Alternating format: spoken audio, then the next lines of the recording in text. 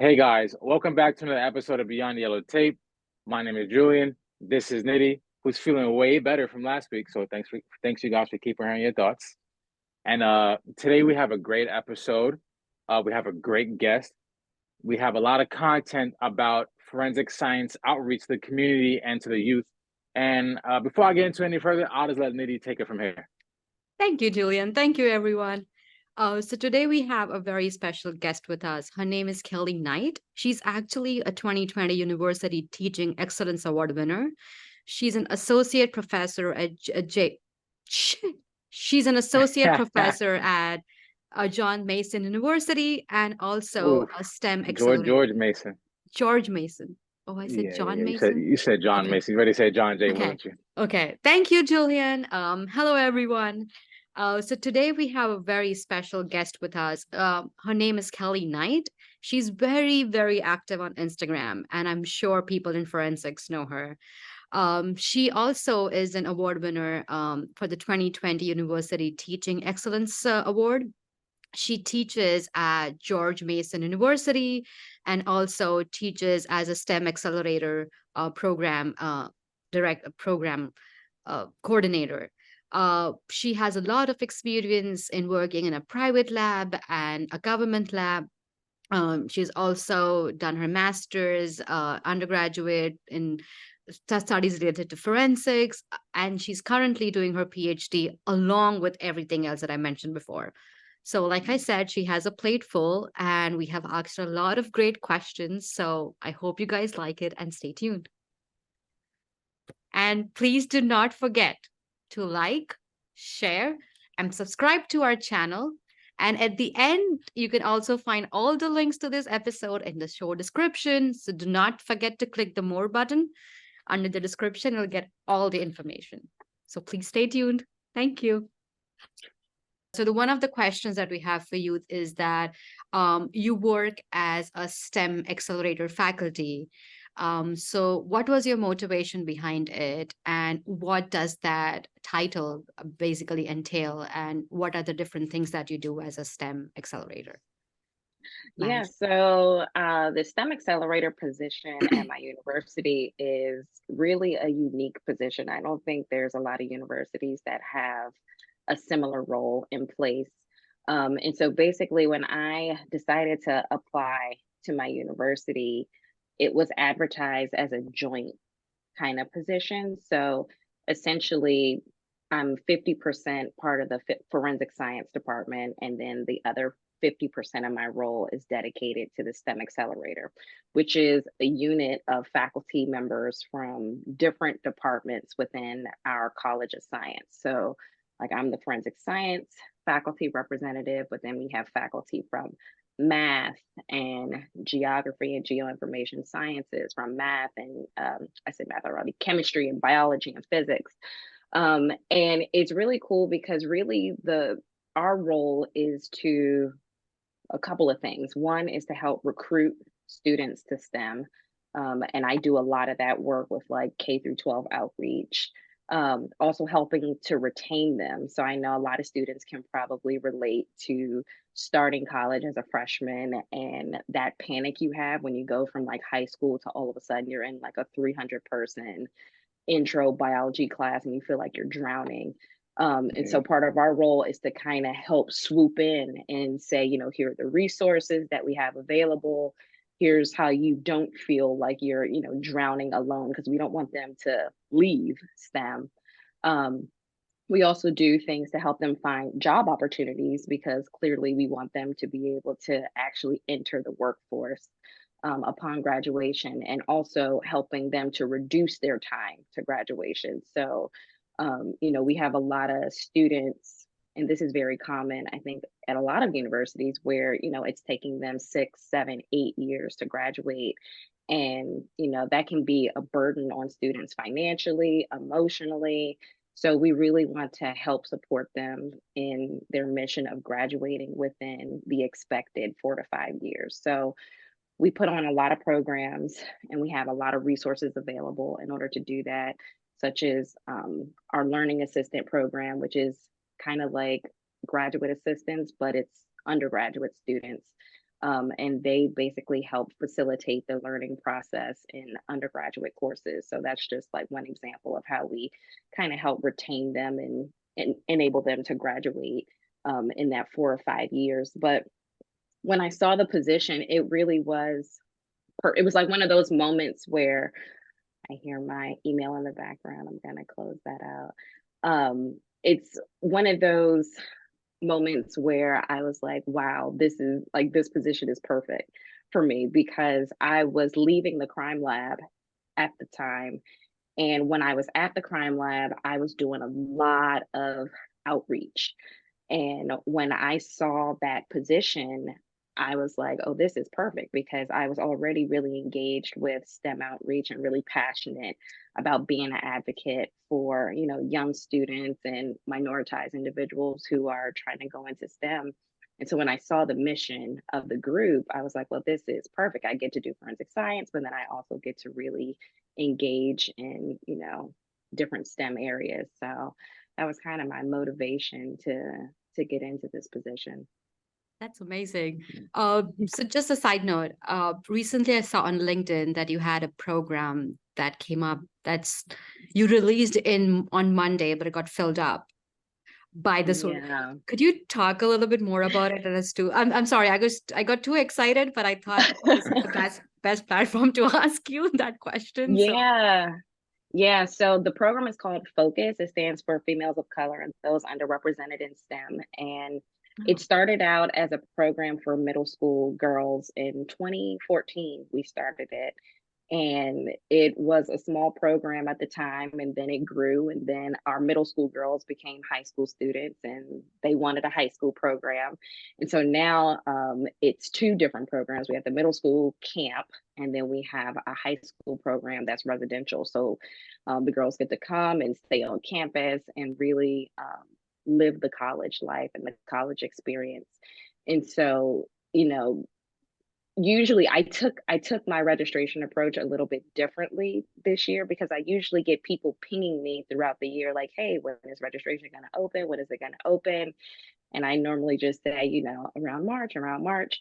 But this year I did a registration wait list because I was getting so many emails about it. So it was easier for me to say, just here's the link to the wait list. And once I open it, I'll let you know. Well, we had 250 people on that wait list.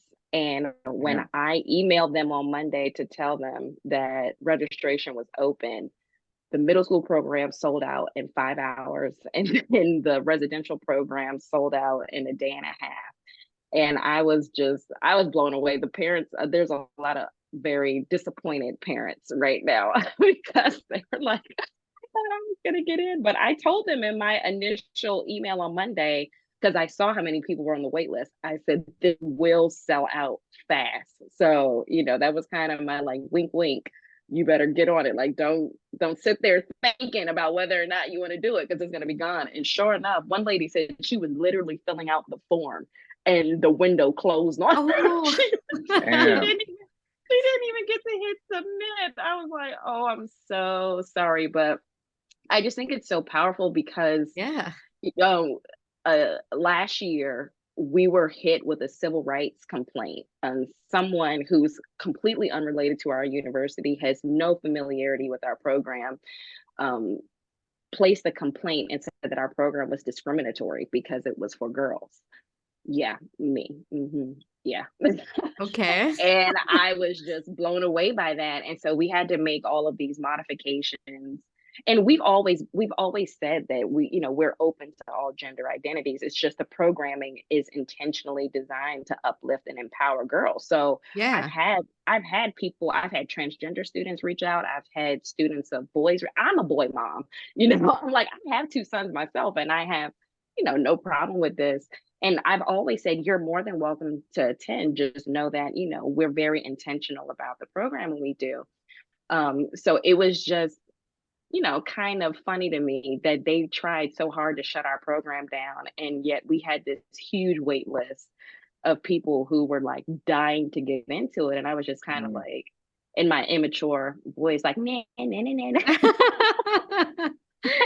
Like, see, that's what you get. You tried to shut us down. And it's not happening. Like we're flourishing because the Yeah. programming is needed. Like clearly there wouldn't be that many people on the wait list if people weren't Weren't interested. Yeah. dying to have the program. Yeah. Mm, So is it that's a stepping amazing. stone to getting into like graduate program in forensics? Like, is it like a taste of what you would expect? Yeah, so really my dream, like my next steps for this program is I want to connect it to an undergraduate scholars program at our university where basically we're kind of creating a cohort as young as middle school and we're providing them with support all the way through to undergrad to the point where like their applications are flagged. Like this is, a focused student. So let's, bring them Mm, in. Let's give them research opportunities. Let's tie them up with mentors. Let's do all the things that we know they're going to need the support for. Let's give them a scholarship. Let's help them financially. And so that's, an NSF grant in my head already. Like I have it all in my head. It's written. I just have to, and we have the data. I mean, we have almost 10 years of data now to show the impact of the program. So this isn't something that we have to guess whether or not it has an impact. Like we know. I've been collecting pre and post assessment surveys, parent surveys, counselor surveys since 2014. So we Oh, know true. that we know this program is hugely impactful. So, I mean, even though it's not a direct connection yet, the high school program really is supposed to be like that taste of going to college, like you said. So we try to, not only prepare them content wise, but I think one of the things that we forget about STEM students is the holistic perspective. Like it's more than just, are you smart? Because I was very smart and I struggled in undergrad. I mean, I was valedictorian of my high school class. I was very smart and I barely graduated with a 3.0 because I encountered so many other challenges along the way that had nothing to do with whether I was smart or not, Yes. mm, So we kind of want to be intentional about providing them with that knowledge in high school. Like, I know, you may be thriving right now and, your parents, have placed you at the center of their universe. But once you get to college, it's a different ball game. Like if you don't come from a STEM family, I always say, I'm not a first generation student. My parents both graduated from college, but one was a sociology major and the other one majored in business. So when it came to STEM, they had zero idea. And there's certain things that are very specific to being a STEM student that you need to know in order to do well. Like you need absolutely. to know that you have to search for research opportunities. You need to know where to look for tutoring and for academic support. You need to know how to seek out mentors and support for, if you're planning to go on to graduate school, or graduate school wasn't even a thought to me. I didn't have anybody in my family that went to graduate school. So that was kind of like, I kind of just went to graduate school literally because I decided at the last minute to become like a legitimate forensic scientist. And I was like, Yeah. well, I don't have the courses I need. So I can either stay in this awful position as an undergraduate student, or I can get this degree and then get the classes I need as a graduate student. So I kind of just accidentally went to literally I applied to one school. I was like, if I don't get in, then I'm not going. Like, but I knew I didn't want to stay in undergrad any longer and take like the biochemistry and the genetics and the classes that I knew I was going to need to be a DNA analyst. So, I mean, I say all that to say that our program, as I started to say, is not just about providing with the content, but we do other workshops to help supplement that knowledge. We do, Mm. mentorship workshops. We do workshops on, imposter syndrome. We, Oh, bring in people who look like them so that they can tell them their stories. And, I feel like all of that is really important for students to be successful in college, especially when you're talking about women and women who come from, racially minoritized backgrounds. That's really important. that's amazing. That's wonderful. Kudos to your work. That's amazing. Thank That's you. crazy. That's good. Um, you were talking about teaching kids or talking to kids from K through 12. Do you see like mainly in like, I guess, middle school, are there a lot of kids who garner interest in forensics at that age? You know what? Yes and no. So I've seen it both ways. So now it seems like with every passing year, the Hmm. interest in forensics is kind of getting wider and younger Absolutely. because forensics is becoming more popular. So like when I was in school, I was first introduced to forensics in high school, had no idea what it was. Likewise. And did not, had never seen like a crime scene show or anything like that. But I, was introduced to it through an anatomy and physiology class, and I was like, oh, this is cool.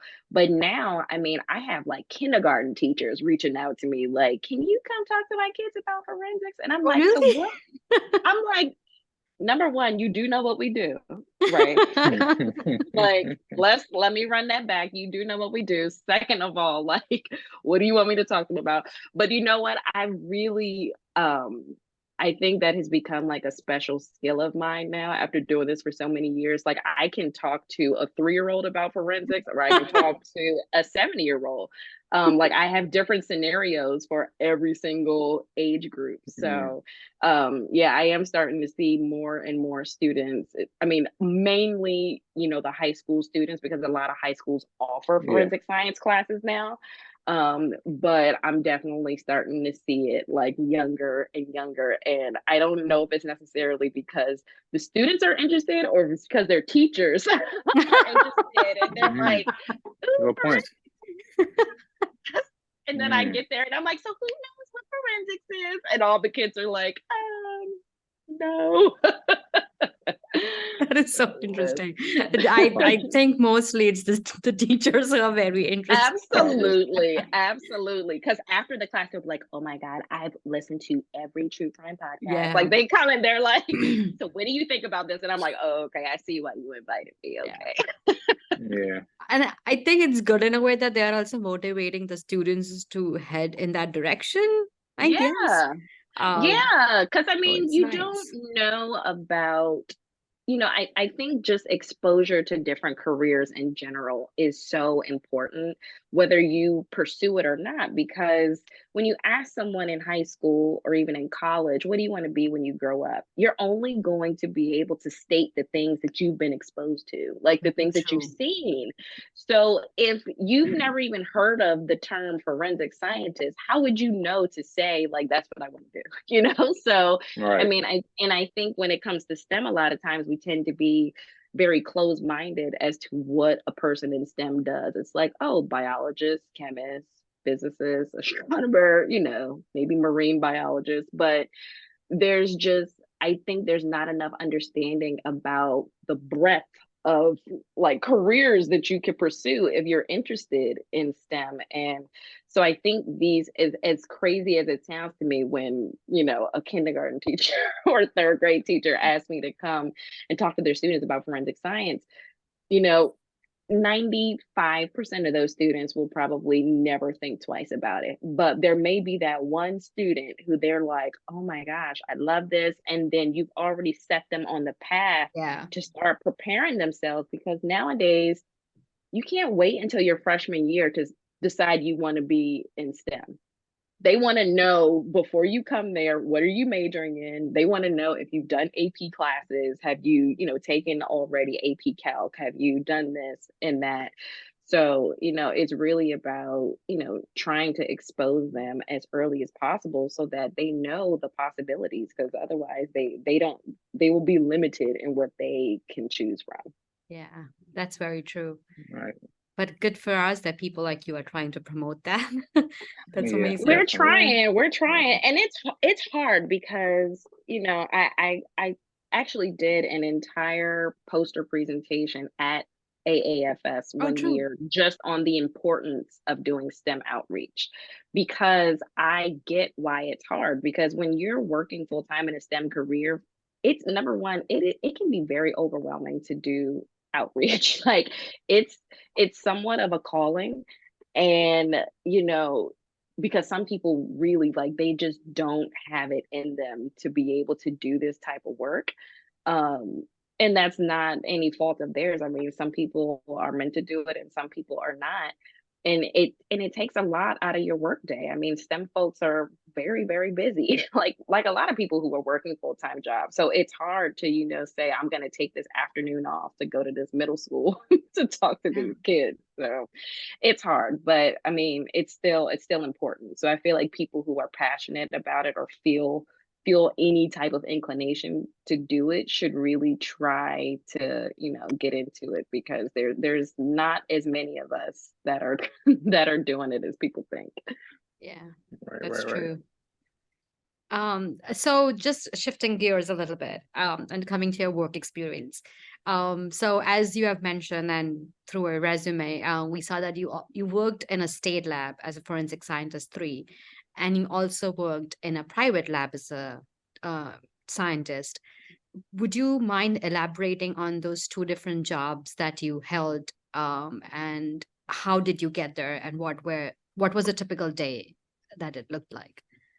Yeah, so I started working in the private lab when I was actually still in school. And that was actually how I decided that I wanted to go into forensic DNA. I was like, okay, and at the time I had just taken the position because, not even because it was forensic DNA related, I was just a very desperate college senior who just wanted any type of forensic job. Like, I was like, I don't care what, I will file your papers.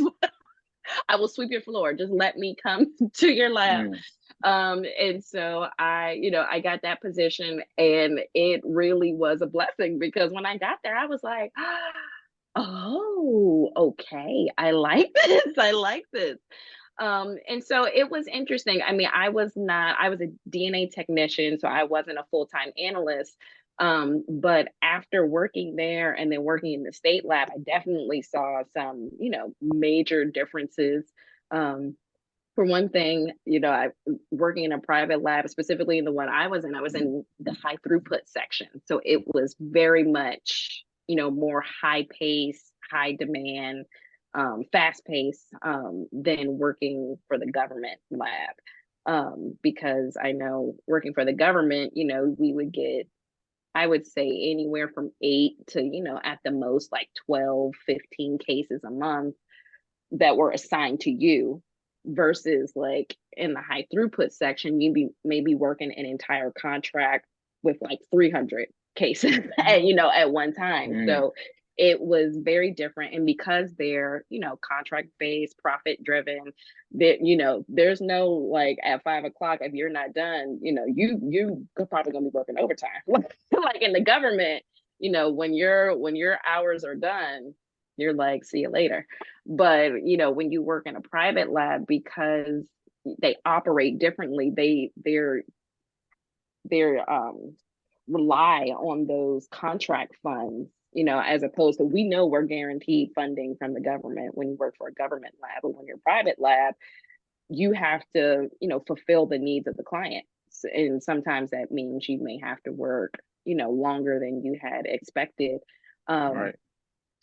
I from what I remember, and this may have changed, but um, I do remember that the private salaries were better though. Oh, true. And yeah, and I mean, that's something to consider, right? Because most people who go into forensics, like I have a lot of students who ask me about salary, and I'm like, well, do not go into forensics if you're salary driven, because I started at $40,000. So, this is not a career you go into to make good money. But I think not just, within forensics, but I think generally when you work like contract, private type of work, the salary is going to be better. That being said, there's also sometimes the trade-off that it's not as like solid of a position sometimes, right? So it's really hard to fire Mm. somebody from the government. You have Right. to go through a whole lot of, hoops and things to get them fired. Whereas private lab, if we lose a contract, oh, we're letting 20 people go. It's kind of like that. So it's kind of like those checks and balances that you have to think about when you're deciding, like, which role you want to go into. Mm. No, yeah, that's definitely a big difference between the two. But I guess I wanted to ask that because you're currently at teaching at George Mason, right? Mm-hmm. Yep. And in 2014, you helped start a DNA lab there. Yeah. And in 2020, I gotta assume in the height of COVID, you guys helped start a forensics lab there. So Mm-hmm. how was the process in one, starting up a lab, two, starting up a DNA lab of all things, and then three, starting up a forensics lab? Yeah, it was crazy. So when I started at Mason, there weren't any DNA courses or anything in place. So I was the first one to kind of start the DNA program there. So I started the DNA class for the undergrads, and now we have DNA classes, multiple, not just traditional forensic DNA, but we have like advanced, we have like next gen type classes. So the program has really grown since 2014. But we continue to emphasize the point that we need a DNA lab. Like, you cannot train forensic DNA students and not have a DNA lab. But as you Right. can imagine, DNA labs are very, very expensive to start up. Exactly. So, the first thing was figuring out the funding. Like, where is all this money going to come from? Because you're talking about, a quarter to $500,000 to start a forensic DNA lab on a small scale at a university. But thankfully, our university backed us, and they understood fully how important it was to us. So they were able to find the funds for us to get started. And then the challenge was the space as well, because forensic DNA needs not just one, but two, really three, because I would have loved to have a lab prep room. I do not have that right now. But you need at least a pre-amplification room and a Right. post-amplification Posting. room.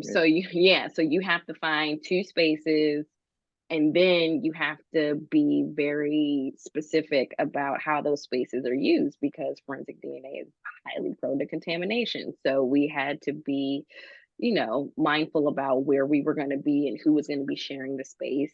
And right now we are sharing that. I'm kind of like overseeing the lab, but we do share it with the biology department. So we have to be like in constant communication with them. But it was really interesting, because I had worked in a research lab before I was in the crime lab at a university. So I did a lot of the stuff that I needed to do for this. So, like, establishing like protocols, knowing what instruments to order, planning out the validations, establishing your safety mechanisms and your quality assurance program and all of that. It took some time, because we were doing it from the ground up. So Right. that was a lot. And then most recently, it got even more intense, because we have two campuses at George Mason. We have one that's in Fairfax, Virginia. We have another one in Manassas, Virginia, which is called our Science and Technology Campus. And because the space we have now is shared, they're actually building a brand new building on the Science and Technology Campus, that really our entire program is moving out there, because we have a body farm out there now. And so our whole program is going to move out there.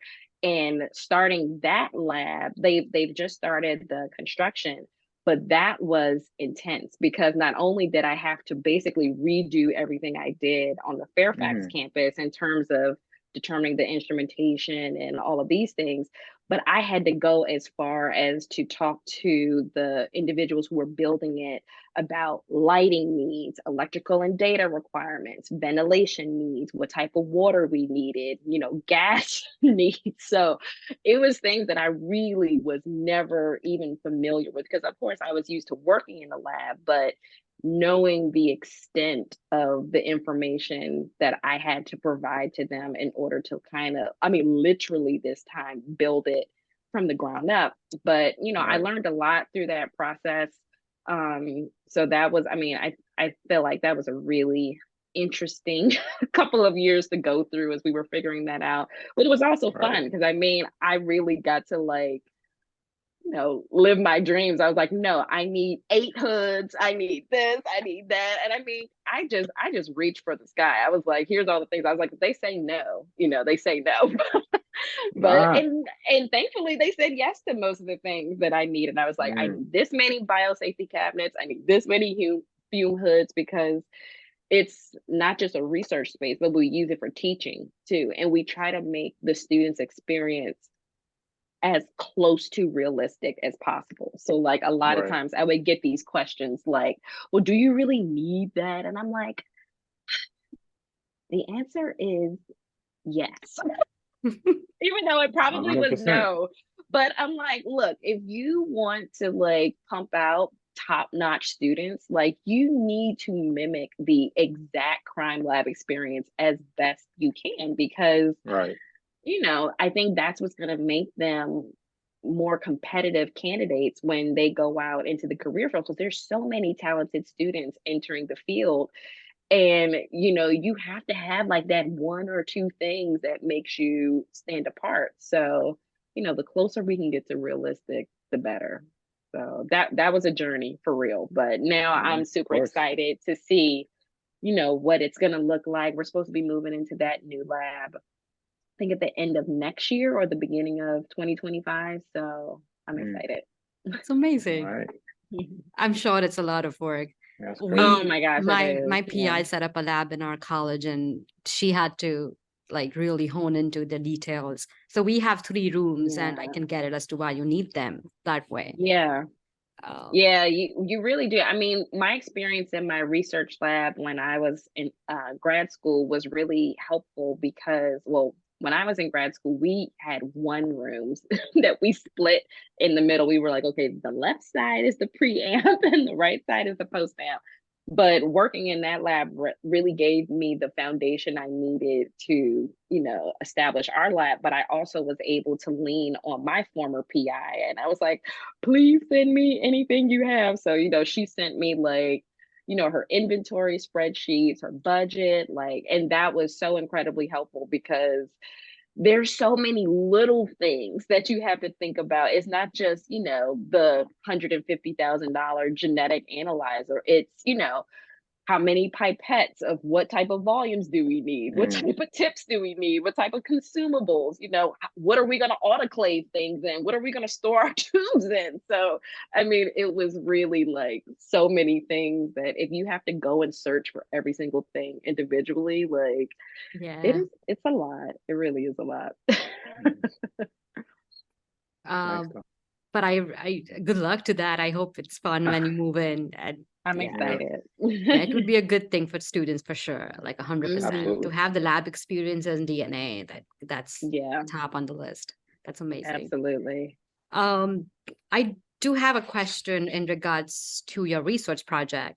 So you worked on an evaluation of DC dope PCR for analysis of mock and non-probative caseworks.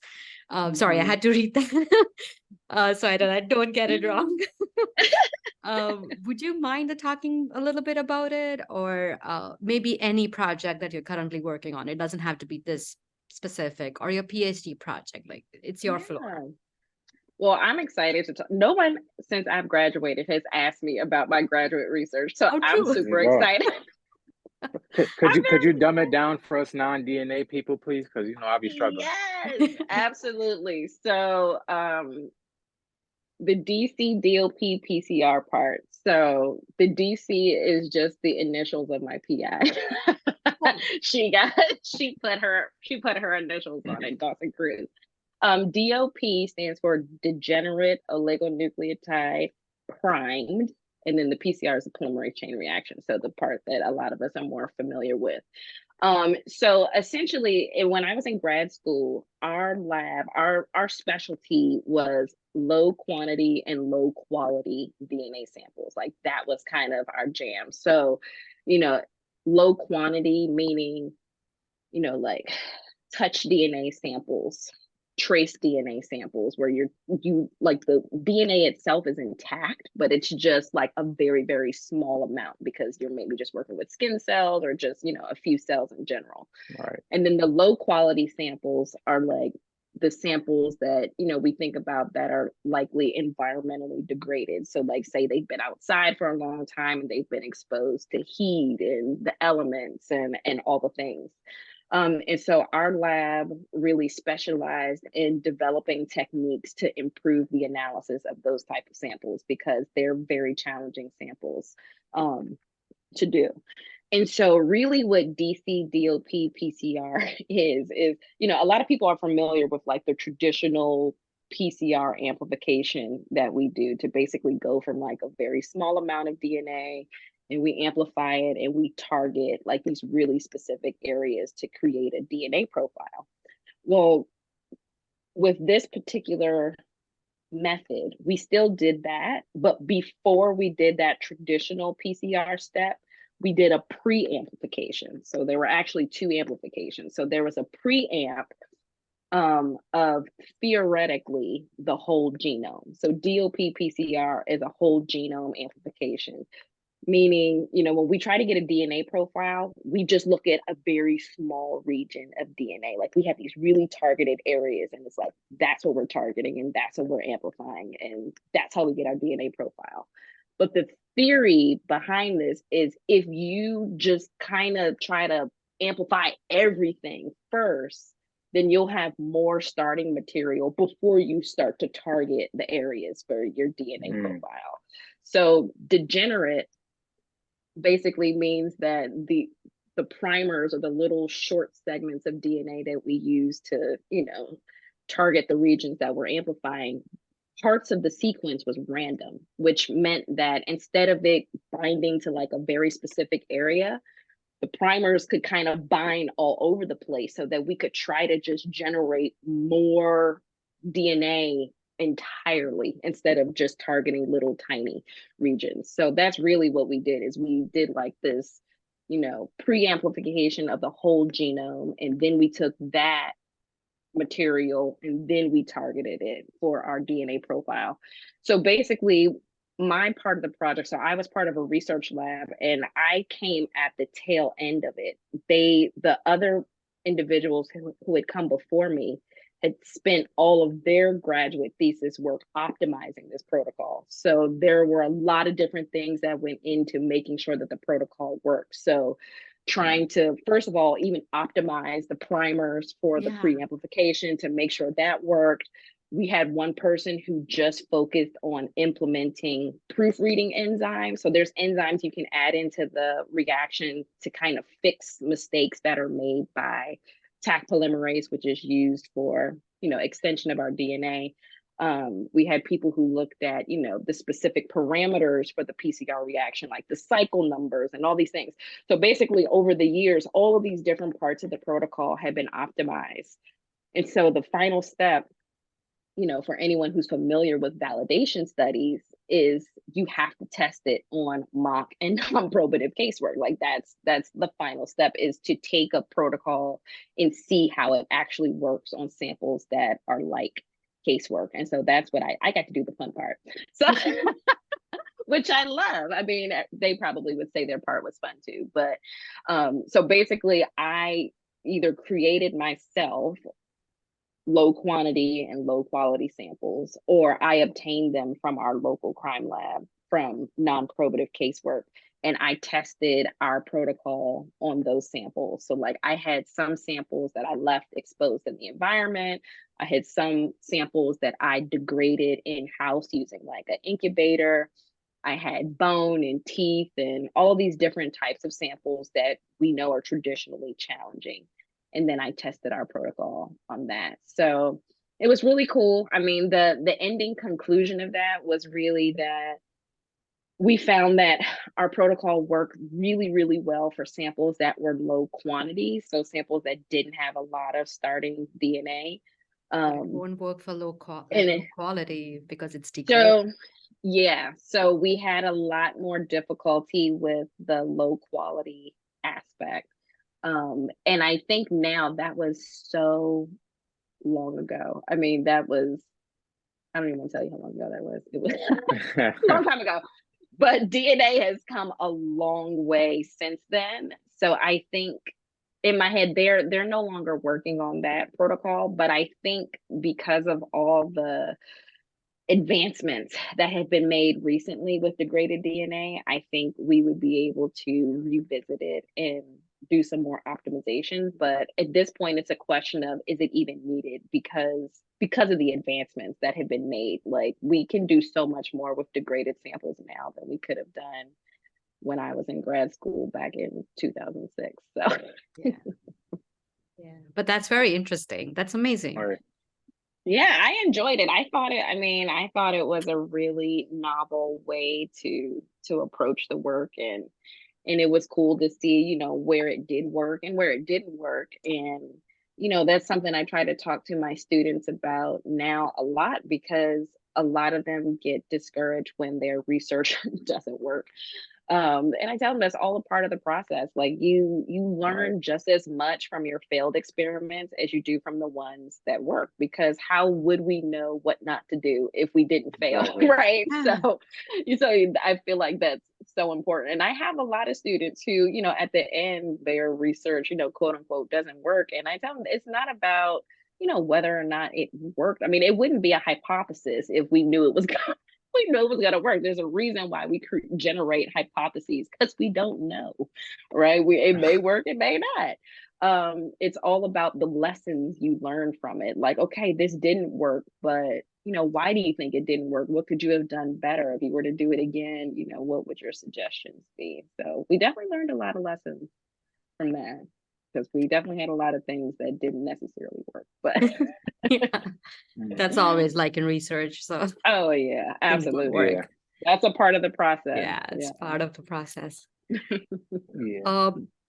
You can go, Julian. Oh, yeah. I just wanted to, because I went to grad school in Nitty, and I don't plan on ever going back. So shout out to y'all. And Nitty's getting her PhD. So are you. So what are some of the difference you see, like maybe between someone getting their master's degree and someone getting their PhD in this field? Yeah, so interestingly enough, although I am getting my PhD, it is not in a natural science. So my experience is very different right now. So Hmm. I'm getting my PhD in education, Okay. specifically science education research. So it is a little science related, but it's more so focused on the teaching and the research behind, like, the effectiveness of science teaching. Because I felt like at this point in my career, that's really where I wanted my focus to lie. Hmm. I enjoy scientific research, but not to the extent that I wanted to do a PhD in it. So That's fair. so yeah, because it's a totally different, and I'll be like super honest and transparent. Like, one of the main reasons why I didn't do a PhD in like a natural science is because I knew the time commitment that it took when I was in graduate school to do a lab-based graduate degree. You're in the lab all day, every day, weekends, nights. And while I think it's fully possible for people to do that, and I know plenty of people who do, it was more of a personal decision for me because I'm a little bit of an older student. And so, I had kids, I have a full-time job. So, and there's a lot of PhD students who do have full-time jobs, but I just knew for me personally, that was going to push me beyond a point of Right. comfort that I did not want to enter into. So, I really enjoy the work I do in my PhD program, and I can do it from home. Thank you. I don't have to go into a lab. I have to go to class for courses and whatnot. But because I'm just so passionate about teaching in general, I just really feel that this was the right direction for me to go into, to pursue a PhD in education, because the experiences I had in undergrad, I do not want any other student to go through. True. And I think it starts with effective teaching, because a lot of folks Right. who are teaching STEM courses, they are incredibly knowledgeable when it comes to STEM content. I mean, they're super smart. They wouldn't have a PhD in biology or chemistry if they weren't. However, when you reach the faculty level, there is no forced training in terms of how to teach. Very true. Very true. So We you know. may, yeah, so you may know it very well, but you don't know how to teach it. And that is really, I feel like I encountered that a lot as a student, and it's kind of become like my personal mission to figure out how to change that. And I can tell you, as a faculty member, I can see why that is, because, you know, when you're a faculty member, your focus is on your research, your focus is on, you know, trying to get that lecture and do the grades. Squeezing in extra time to learn how to be a better teacher, like, it's almost impossible. Like, you may want to do it, but physically, like, the time is not there. And so I'm really trying to figure out how I can work with, you know, administrators to figure out how can we do a better job of incorporating this into our job requirements.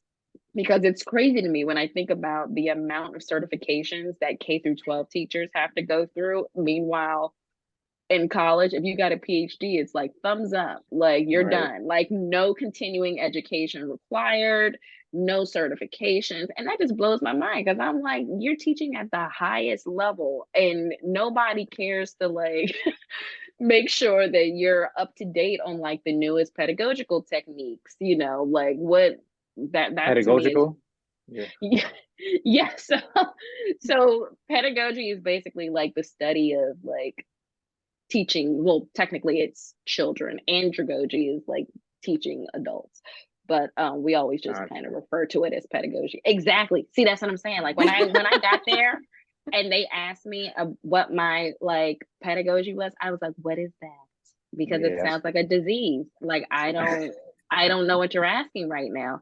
And that's super problematic, because I feel like people write their teaching philosophy and it is not really accurate. Like they just kind of write what they think the committee, you know, wants to hear. And I don't know who is holding faculty accountable for ensuring that they're actually adhering to these, you know, wonderful principles that they wrote down. What was their teaching? Like, I want inclusive education for all, and I want to do this. And I'm like, okay, well, show me the receipt, because I've heard from your students. I'm just kidding.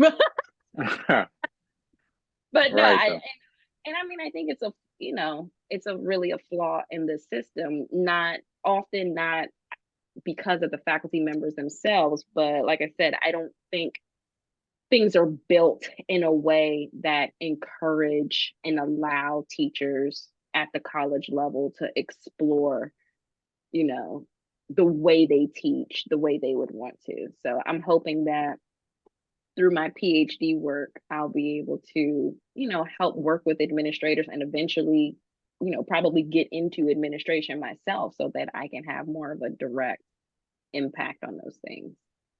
Right. That makes perfect sense. And we can relate too. I'll say that. Right.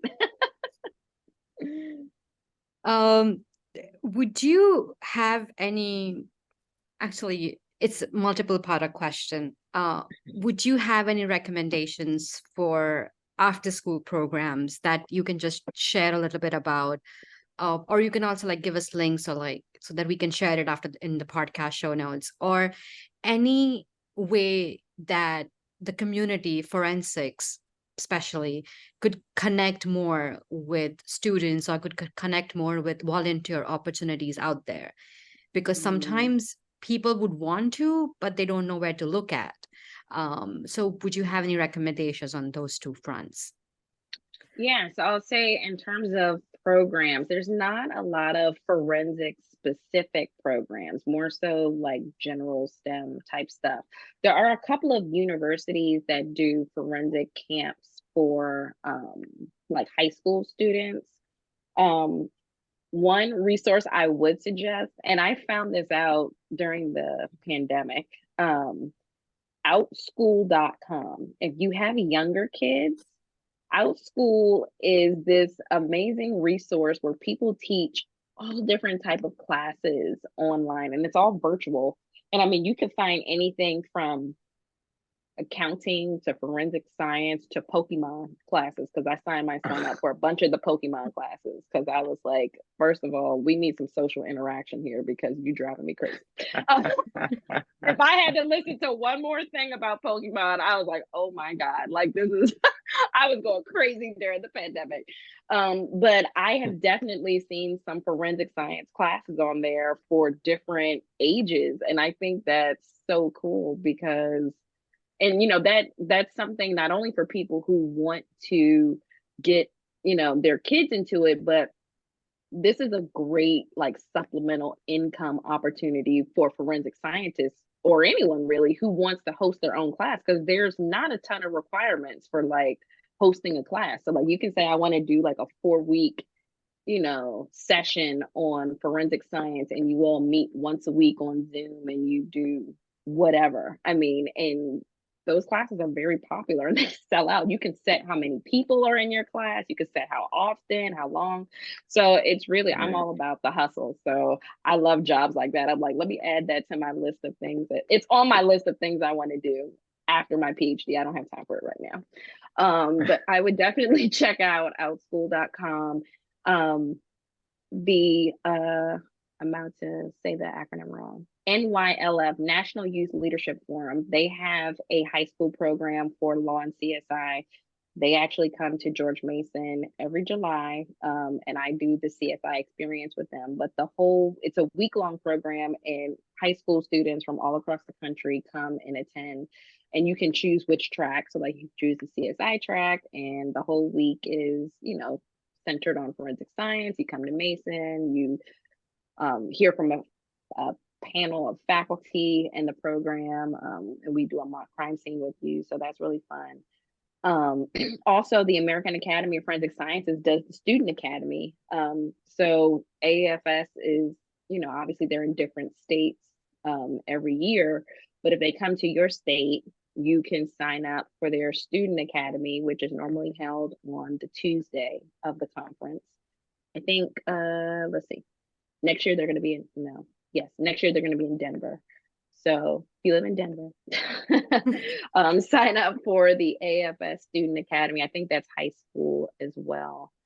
And then in terms of forensic scientists, you know, connecting more with the community. I mean, the way I did it, again, this was all purely by accident, but our lab, I was the tour coordinator. Yeah. So, and yes, I volunteered for this position. People ask all the time, why would you do that? Like, I don't know. But it was a very interesting role. So whenever people would contact the lab, I would walk them around. And this could be anywhere from like students to, I mean, even like high-ranking government officials that I gave tours to.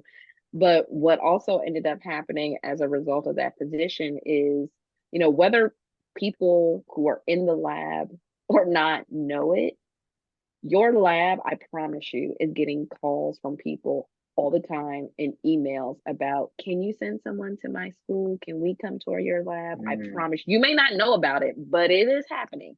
So if you don't know about it, I would maybe just make it known to whoever is in administration in your lab that, hey, you know, I would love to do some outreach for our lab. If, you know, anyone reaches out, you know, feel free to send them my info, because that's how I really got into it more, was people were contacting the lab director would forward them to me, and then I would end up going to their school and doing a talk, or, you know, doing some kind of activity.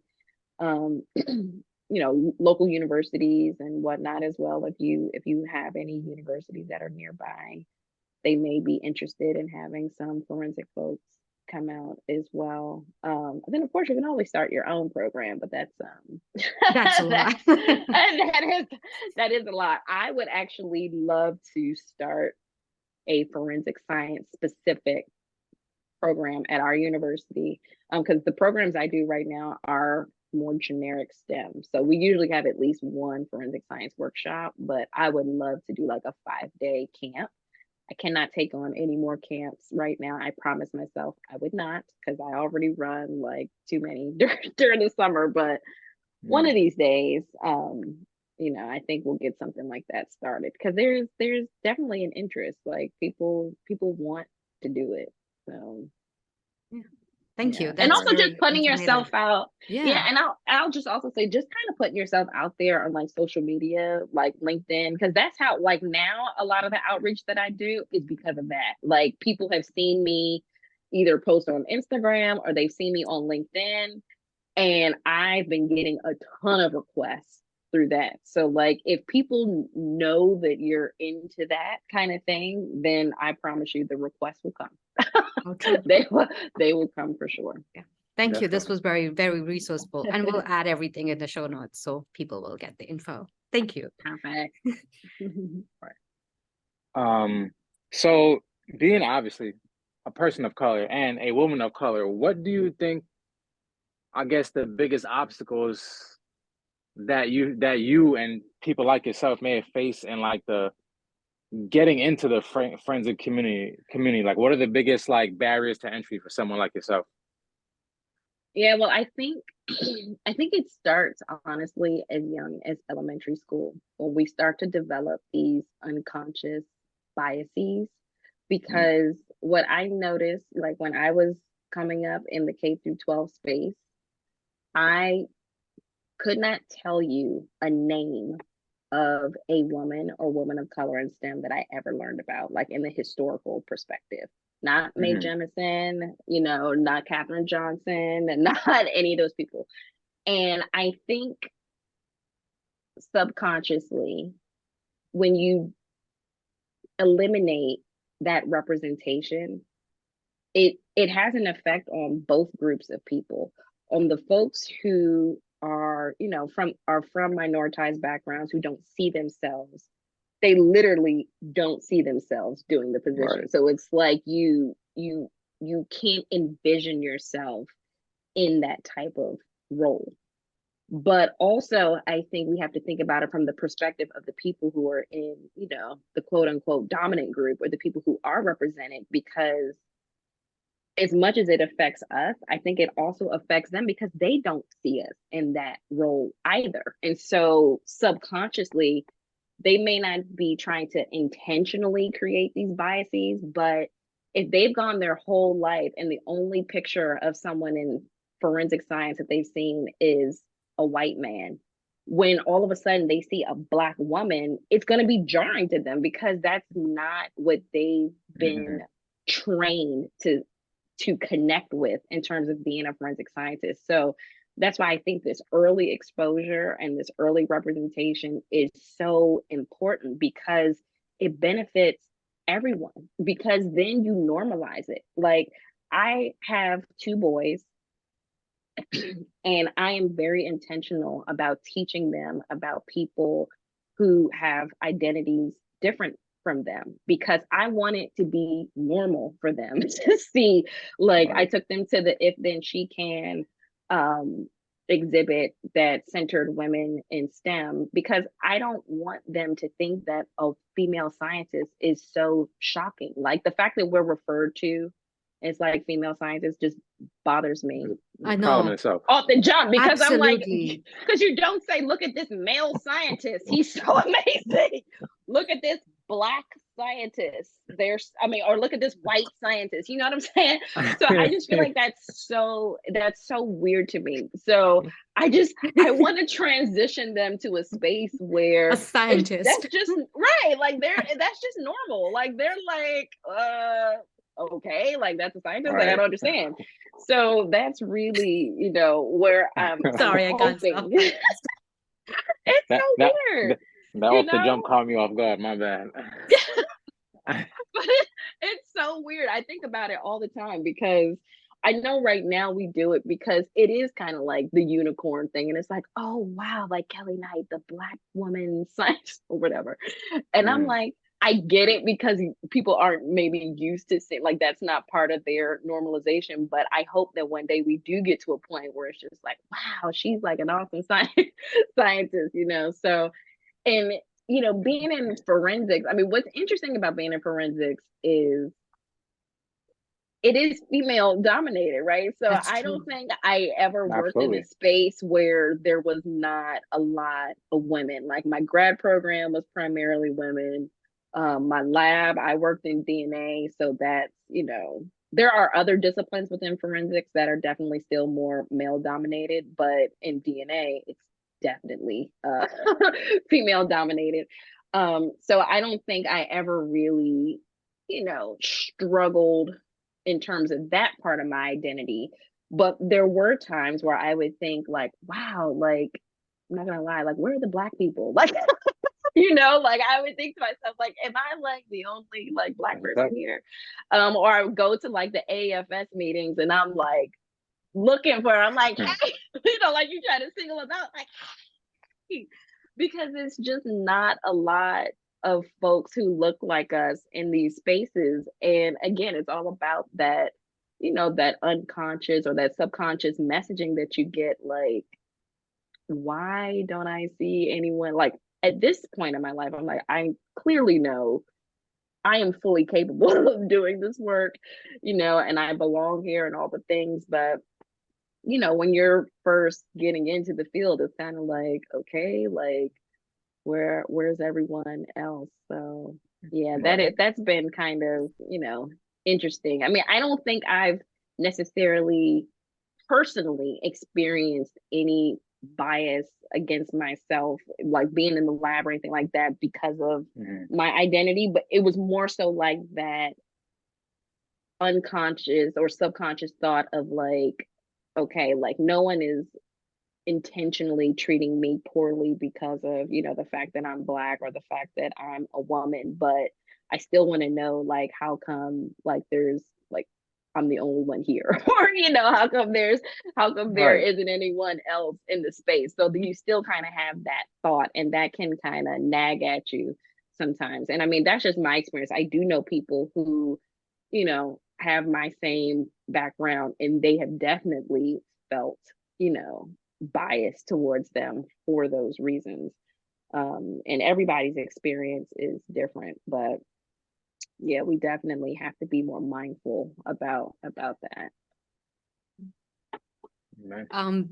I see that it's close to 7. So I'll try Yeah, to wrap it up. I have one more question before yeah. we kind of end.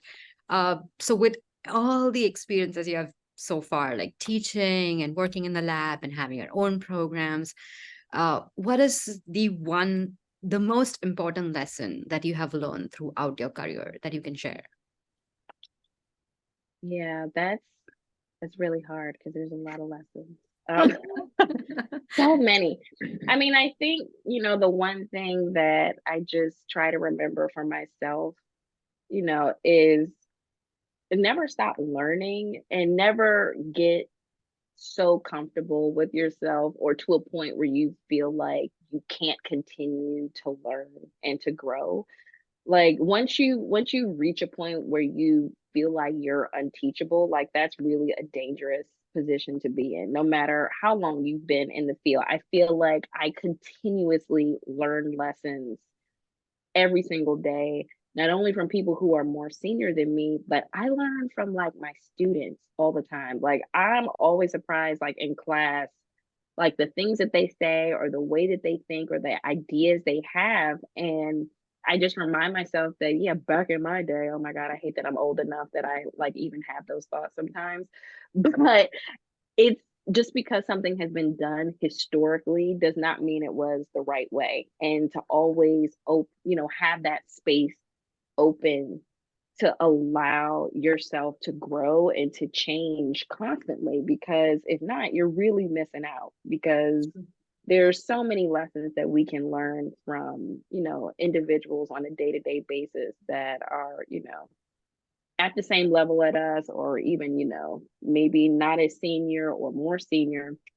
Just always staying open to, you know, to learn and being humble and just being thankful and appreciative for every opportunity you get.